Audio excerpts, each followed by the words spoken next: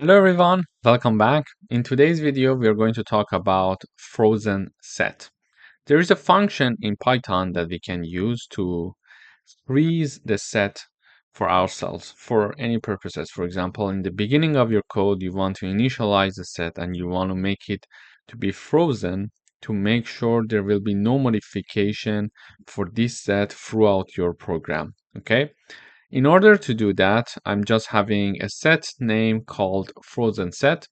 It could be, for example, X. I would say, let's put it X. It's easier.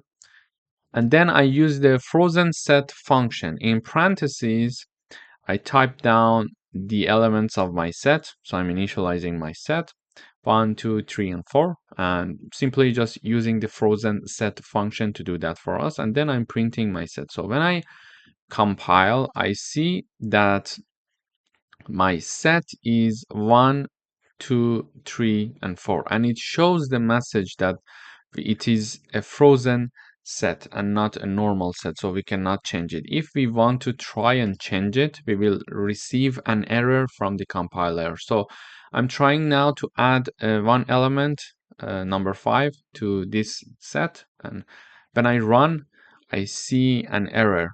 Attempting to modify will raise an error. Why? Because we cannot modify a frozen set. So this is why we use frozen set function to help us to make sure throughout the program, all over the program, throughout the program, the set remains the same and remains unchanged.